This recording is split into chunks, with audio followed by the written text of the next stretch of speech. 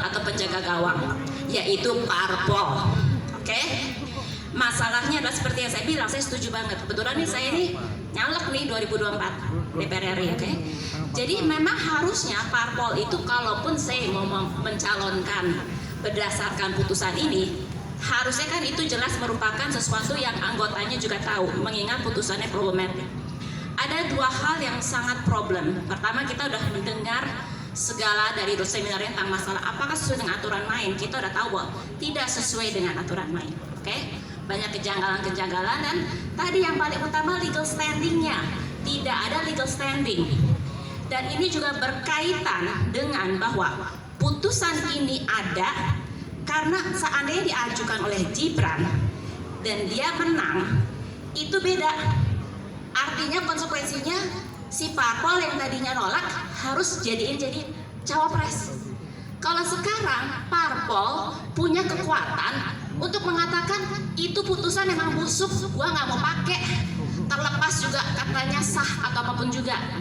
Saya tidak setuju bahwa putusan MK jadi harus dihormati. Benar Mbak? This is not about contempt of court. Masalahnya kalau putusannya busuk, sekarang parpol ini mengingat bukan Gibran mengajukan, Gibran juga nggak mungkin jadi cawapres kalau nggak ada yang nyalonin dia kan? Benar nggak?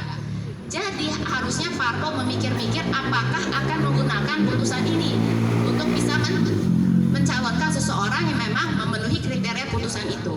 Karena putusan itu adalah sebagai alat, sebagai tool, boleh dipakai, boleh tidak.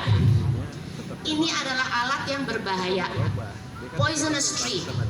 Harusnya jangan disentuh, jangan dipakai, anggap saja tidak ada. Dan secara hukum, kita berhak mengatakan ini. Jokowi bilang kan di videonya, ini masalah hukum, tanyakan sama pakar hukum.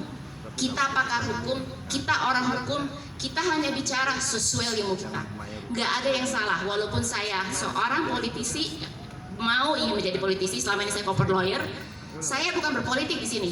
Saya bicara sesuai kompetensi saya. Sebagai orang yang belajar hukum, ini tidak make sense kalau akhirnya putusan MK ini dipaksa seolah harus dipakai karena sudah sah. Harusnya parpol mempunyai kebijakan wisdom untuk tidak menyentuh putusan busuk ini sehingga rakyat tidak usah susah. Karena rakyat udah susah, semua itu kalian hanya pilih-pilih yang dipilih oleh mereka. You just have to tick the box, right? Lalu kalau kata calonnya, pick the party. Tetapi listen, nggak semua orang di dalam party itu bagus kan sebenarnya, but you may not know.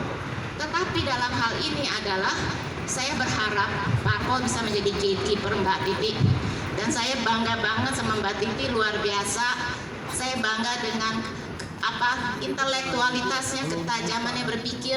Inilah kenapa FHUI adalah FH yang terbaik di negeri ini, karena orang-orang kayak Mbak Titi. Ayo tepuk tangan dong untuk Alma Mater. Oke, itu aja ya dari saya. Saya ini memang dulu bekas ketum Iluni FHUI 2012-2015. Saya mulai karir hukum saya dulunya jadi volunteer di LBHI, lalu masuk Fakultas Hukum, tapi akhirnya saya jadi corporate lawyer. Tapi sekarang saya di usia 57 tahun berusaha ingin coba bisa dapat menjadi wakil rakyat. Doain ini supaya saya sukses dan saya jadi politisi yang baik dan sesuai bisa mengharumkan nama UI. Bukan kampanye di sini, cuma hanya mengatakan bahwa saya berharap bahwa parpol saya juga mempunyai kebijakan untuk mengetahui bahwa putusan ini punya banyak problem sehingga harus memikirkan hati-hati apakah ingin menggunakannya atau tidak. Itu aja, makasih ya. Baik, terima kasih Mbak Meli atas